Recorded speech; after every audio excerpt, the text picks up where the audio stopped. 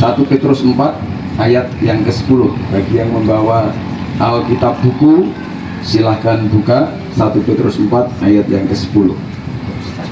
Oke, sudah ketemu? Sudah. Amin. Baik, kita baca bersama-sama. 1, 2, 3. Layanilah seorang akan yang lain sesuai dengan karunia yang telah diperoleh tiap-tiap orang sebagai pengurus yang baik dari kasih karunia Allah.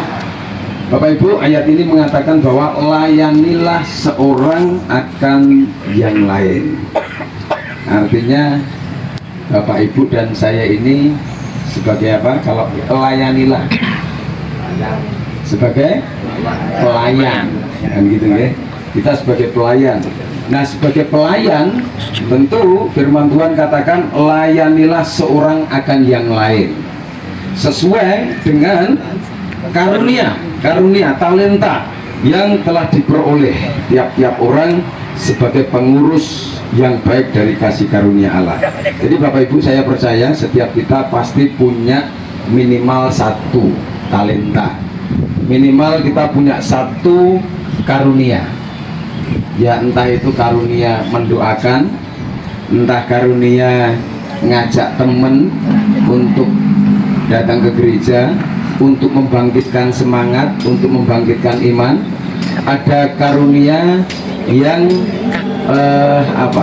Tuhan kasih talenta karunia bisa nyetir dan itu dipakai untuk kemuliaan Tuhan, seperti Mas Ivan, Pak Angga, ya, jemputi Bapak Ibu semua. Ada karunia talenta punya suara yang bagus seperti para singer, pemimpin pujian, ya, jadi mereka dikasih karunia talenta oleh Tuhan secara luar biasa, ya. Masih ada banyak lagi mungkin yang tidak tampil, yang mungkin Bapak Ibu setiap minggu bisa menikmati berkat-berkat Tuhan secara jasmani, yang gawe ke wedang, yang gawe ke kopi, yang membuatkan makanan. Nah, Bapak Ibu, karunia talenta itu Tuhan kasih kepada setiap kita. Puji Tuhan, firman Tuhan katakan layanilah seorang akan yang lain sesuai dengan karunia. Bapak Ibu yang punya karunia, ada karunia memberi, gitu ya. Jadi Tuhan kasih lebih, Tuhan kasih berkat dalam hidup kita, dan kita pakai karunia itu untuk memberkati. Kita pakai karunia memberi ini untuk memberkati gerejanya, itu Bapak Ibu, ini luar biasa.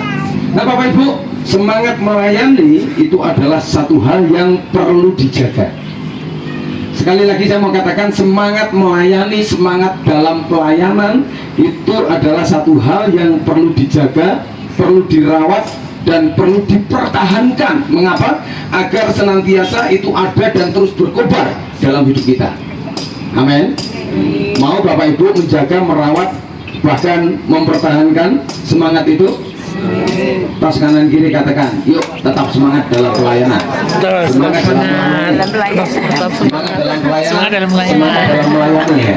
Harus terus kita kobarkan, gitu Bapak Ibu, ya. Kita harus berkobar dalam melayani Tuhan. Mengapa? Karena memang Tuhan itu telah memanggil kita, Bapak Ibu. Tuhan panggil Bapak Ibu untuk masuk dalam pekerjaannya.